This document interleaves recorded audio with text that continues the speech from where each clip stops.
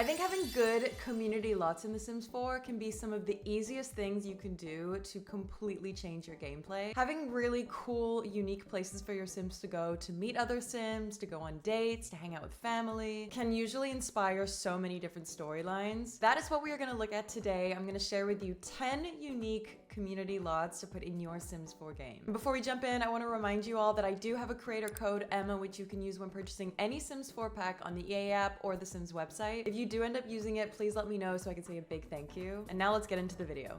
Okay, we are kicking this off with a community garden. This one specifically is in San Sequoia, and it is absolutely beautiful. But the idea is that it's communal gardens that all of your green thumb Sims can come and hang out, connect with other plant Sims, and do a bit of gardening. The details on this lot are just absolutely stunning. Firstly, there's a variety of plants and vegetables and fruit and flowers that you can actually just come and harvest right away. And there's also a lot of plants that need some watering and that you'll need to maintain. So there's quite a lot to do around here. There's also a little coffee shop stall, which you can go and buy some coffee from. There's a little hangout area with some seating, places for you to meet other Sims. The majority of this lot is under this greenhouse, so the plants will actually grow year round. It doesn't matter what the season is, but it kind of has that indoor-outdoor feeling as well. So when the sun is out and shining through the windows, it looks stunning. Other Sims will come and just clean up the area because the sprinklers are on. It creates little puddles. It just has a really nice kind of community feeling. And a good thing about a community garden is I think a build like that will fit in any world. So regardless of what expansion packs or packs that you have in general, you can make a really good community lot even with base game, and then it will go in any world. All right, moving on to our second community lot, and that is this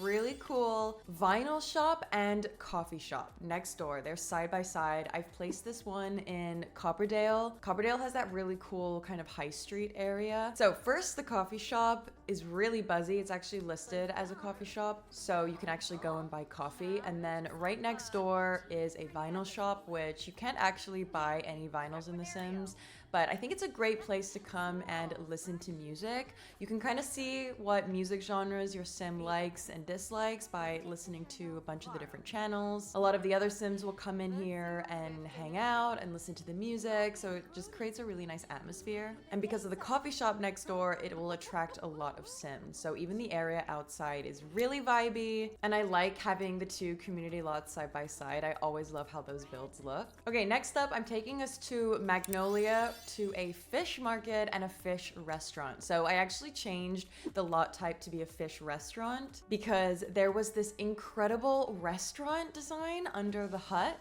The details in both the restaurant and the fish market next door are just incredible. The whole build feels really alive, and actually the lot really comes alive at night. You'll have loads of townies come. The host and waiter station is at the back, so we're asking for a table, and it just feels really alive. I think it's super well decorated. The lights are really pretty. I find this so funny. In the middle of the meal, Nancy literally just got up and was like, "Bye, Malcolm." But yeah, super pretty fish market and fish restaurant that really kind of thrives at night. Speaking of night, I am now taking us to a drive-in movie theater, which obviously definitely comes alive at night as well. I've decided to place it in Ciudad Enamorada because I think the vibes, the colors, the atmosphere feels really social. It's the perfect lot for date nights or even just to hang out with friends. You could change it to a teen hangout as a lot trait. The cars are so well decorated. They have little pillows and seating area. There's benches. There's a lot of different places to sit and get cozy. There's a picnic blanket. Then next to it, there's some market stalls, so you can also buy some food and spend the evening there, buy some drinks. And there's a photo booth, so after your date, you can take a cute little date night picture. I love the details of these movie posters. These are pictures, I guess, from the gallery, and it just makes it feel really realistic. And then actually behind the TV screen is a bar. So a lot of Sims kind of went to the bar. They were having a drink. It was really social. Colors of this lot are so fun, and a lot of fun different areas to interact with and play with. Switching up the vibes a little bit, I'm taking us to a food market. This food market I have placed in Magnolia. It's kind of an indoor-outdoor build as well. There are some market stalls inside in this beautiful kind of glass structure, and then there's lots of market stalls outside as well. The details of this build though blew me away. So we have these kind of debug market stalls that you actually can't use, but there's a cute little seating area next to it. A lot of the Sims, a lot of the townies kind of hung out in this area. I thought this was really well decorated. It felt very realistic. And then there's actually 2 market stalls where you can actually sell your own things. So you can even use the market stalls yourself. Then on the opposite side, these incredible stalls, which look a little run down and littered, but I love the realism of that. There was clothes hanging from the rails. We have those little for sale signs. Love the details. Then we're gonna go inside the market, and there was more market stalls. You could actually have tenders. You could hire people to sell at the market stalls. And the vibe inside was just amazing. It felt so realistic. The light shining in through that glass roof was perfection. So yeah, you could come here on a Sunday and pick up all of your goodies. Next up, we have a thrift store. This is a really beautiful lot. There's also a bubble tea store actually on the side of the building. But this is a thrift store, so you'll need the high school years expansion pack to be able to shop the fashion looks and use trendy. But the vibes inside were immaculate. I love the way this was designed with the shoe shelves and the shoe boxes and the clothes on the railing at the top. There was also an entire section at the back which sold little antiques. The build felt really realistic and cozy, and actually this was a really popular destination also because of the bubble tea store next door.